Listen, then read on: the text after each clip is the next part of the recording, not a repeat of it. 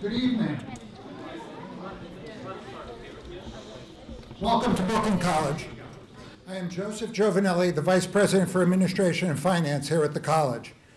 Ms. Geller and Professor Aranoff are joining us tonight at the invitation of Professor David Seidemann of the college.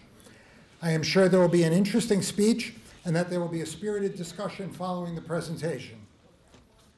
Colleges and universities play an important role in our society.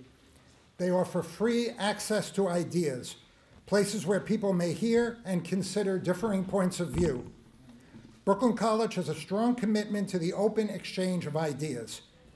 We ask that each of you be respectful to each other and respectful of everyone's rights to express their opinion, and that, that you not interrupt, and please do not speak out of order.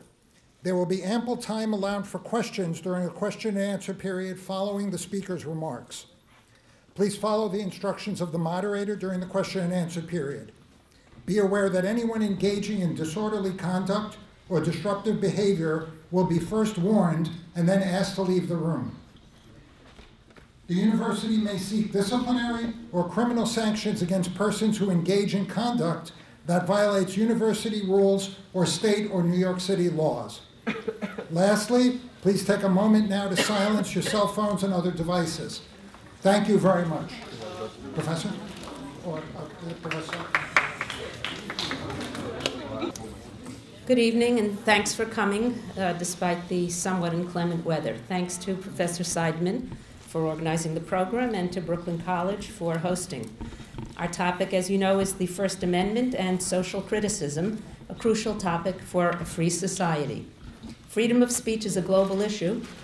Various countries have different standards, some with minimal restraints on freedom of speech, others where speaking your mind can cost you your liberty, your health, and even your life.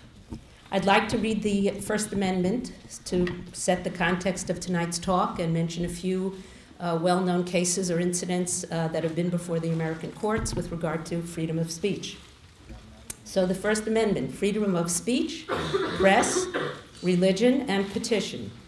Congress shall make no law respecting an establishment of religion, or prohibiting the free exercise thereof, or abridging the freedom of speech, or of the press, or the right of the people peaceably to assemble and to petition the government for a redress of grievances.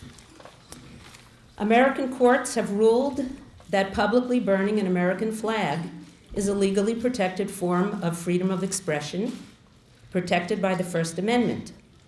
The American Nazi Party planned to march in Skokie, Illinois, which then had a large number of Jewish Holocaust survivors living there.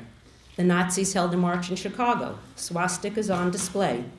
Another case of First Amendment rights. Art that offends became an issue during the Giuliani administration when a picture of the Virgin Mary, which incorporated elephant dung, was exhibited at the Brooklyn Museum. There were heated protests, but then outcries arose for protecting freedom of expression through art.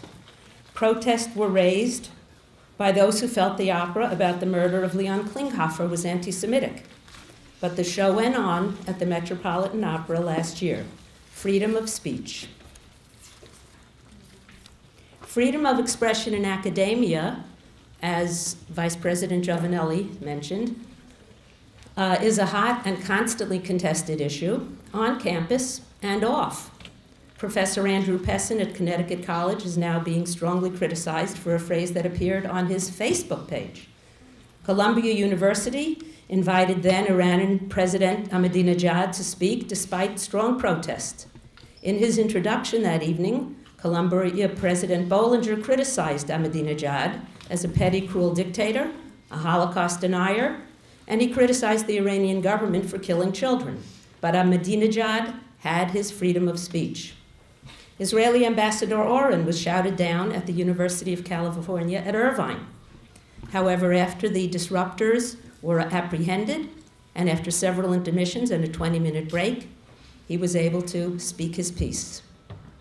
And on and on. Can a sponsor of a parade exclude a group that the sponsor feels undermines the message or the mood of the parade? The courts have ruled yes. A very hot issue of freedom of speech is with regard to corporations and labor unions and wealthy individuals. Do they have the right to use their money to advocate on political issues? The courts have ruled yes. Can anti-war protesters demonstrate at a soldier's funeral despite the emotional trauma to the family of the soldier? The courts have ruled yes. Outside of the United States, controversy and violence have often surrounded the issue of freedom of speech. Theo Van Gogh was murdered because of his film about women and Islam. Journalists in Russia have been murdered in unsolved crimes. Labor union organizers are terrorized in many countries. The Danish cartoonist who drew cartoons of Mohammed was threatened and attacked, but saved by the secure, armored room in his house. None of us has forgotten the murder of the Charlie Hebdo cartoonists and staff, or of the Jews in the kosher grocery store, all of which was followed by a moving mass demonstration in the streets of Paris. Advocacy for gay rights is a punishable crime in some countries. Salman Rushdie lived underground because of threats to his life when satanic verses were published. In short, defending freedom of speech is an American and a global issue where democracy and human lives are at stake.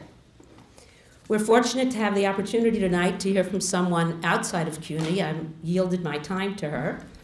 And so I will turn the program over to Pamela Geller after a brief introduction.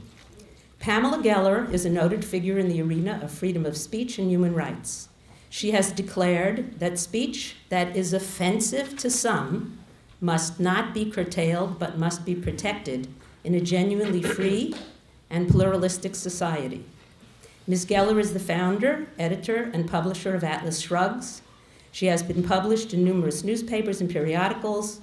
She has led awareness campaigns on behalf of victims of honor killings. And in 2013, she was awarded the Guardian of Freedom Award by the Nassau County Federation of Republican Women.